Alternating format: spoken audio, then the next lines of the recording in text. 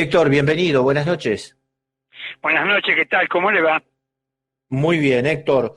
Bueno, queríamos un poquito hablar contigo para que nos expliques cómo ves vos esta especulación que se hace a partir de las medidas que anuncia el gobierno, que tiene que ver con la inyección de más dinero eh, en los bolsillos y también con distintas medidas que tienen que ver con la reactivación del consumo, ¿no?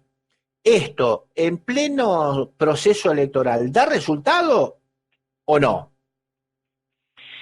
Es muy difícil saber qué es lo que va a pasar dentro de 2 meses.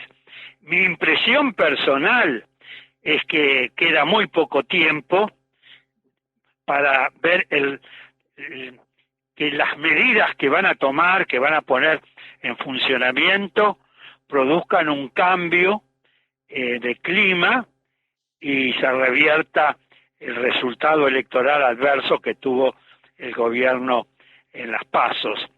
En 2 meses es muy poco tiempo para que pueda producirse un cambio en la intención de voto de un sector importante del electorado. El gobierno especula con la parte del electorado que no fue a votar. Bueno, hay mucha gente que no fue a votar por diversos motivos. Ahora, no significa que los que no fueron a votar en las PASOs vayan en noviembre y voten mayoritariamente por los candidatos del gobierno. Es muy difícil saberlo con anticipación, que se produzca esa variante. Mi punto de vista es que el resultado adverso es muy grande, el periodo de tiempo que queda es muy corto.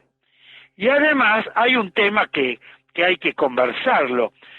El gobierno dice que va a poner más plata en el bolsillo de la gente, sobre todo de los sectores sociales más pobres, más humildes, más necesitados. Me parece perfecto. Ahora, si el gobierno no decide controlar los precios que fijan los grandes grupos económicos, lo que va a suceder es que los precios al aumentar el consumo, van a aumentar aún más los precios. De modo que buena parte de este esfuerzo que va a ser en definitiva la sociedad argentina, porque ese mayor dinero, ¿de dónde proviene? Proviene fundamentalmente de dos vertientes, de la emisión monetaria y de los impuestos que pagamos todos a través de las diversas actividades. Y si el gobierno no controla, no modifica su actitud con respecto a los grandes grupos económicos, a las grandes empresas, que son en su inmensa mayoría de capital extranjero, que son las que participan en la producción y comercialización de los productos de la canasta básica de alimentos y artículos de limpieza, una parte importante de ese dinero va a terminar en definitiva en las cajas de esas grandes empresas. Una parte la va a utilizar los sectores más humildes, más necesitados de la sociedad argentina, pero otra parte importante de ese dinero va a aumentar el nivel de ganancias extraordinarias que vienen teniendo los grandes grupos económicos. Yo vengo señalando desde hace tiempo que en la República Argentina 28 grandes empresas, todas de capital extranjero, concentran aproximadamente el 80% de la producción de los productos de la canasta de alimentos y artículos de limpieza. Si el gobierno no modifica su actitud y a través de las leyes vigentes no pone voluntad política en controlar el nivel de rentabilidad razonable que tienen que tener esas grandes empresas, bueno, buena parte del esfuerzo va a ir a parar al bolsillo de la gente, pero inmediatamente se va a trasladar a las cajas de esas grandes empresas por las permanentes remarcaciones de precio. De modo que veremos qué es lo que sucede en los próximos días. No, se ha hablado de poner dinero en el bolsillo de la gente, pero no escuché una sola palabra en el sentido de decir vamos a controlar el nivel de rentabilidad de esos grandes grupos económicos. No escuché una sola expresión en ese sentido. Y son esos grandes grupos económicos los responsables de estos permanentes aumentos de precios y en buena medida del proceso inflacionario que vive la República Argentina. Héctor, van Sí. van a llevar el salario mínimo vital y móvil a 32.000 pesos a partir de noviembre, ¿no? ¿Para qué alcanzan 32.000 pesos hoy?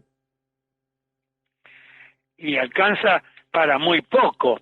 Si tenemos en cuenta los datos incluso del propio INDEC, ¿no?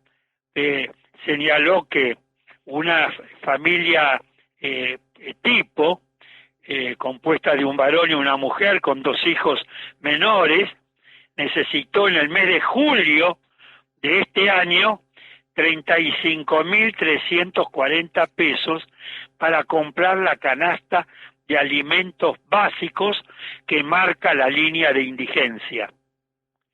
Y la misma familia necesitó 66.500 pesos para alcanzar la canasta básica total y no ser considerada pobre, sin pagar el alquiler, de modo tal que hay un aumento en ese salario, pero sigue siendo, a mi juicio, muy bajo. Uh-huh. Bien. ¿En cuánto se ha deteriorado el bolsillo promedio de un trabajador aquí en la República Argentina, teniendo en cuenta la última equiparación salarial que se hizo en todas las actividades a junio de este año? Héctor, ¿lo podemos estimar? Y se ha deteriorado aproximadamente en un 40%, por los fuertes aumentos que se produjeron en los distintos bienes y servicios, en los alquileres, sobre todo en los últimos tiempos. De modo que estamos ante una situación muy, muy complicada, muy complicada. Yo diría que el gobierno tiene que modificar ampliamente la orientación de la política económica y hay que ponerles límites, reitero, a las enormes ganancias que han tenido y siguen teniendo los grandes grupos económicos. Y para ello hay que poner en funcionamiento la Ley Nacional de Defensa de la Competencia y Ley Antimonopolio.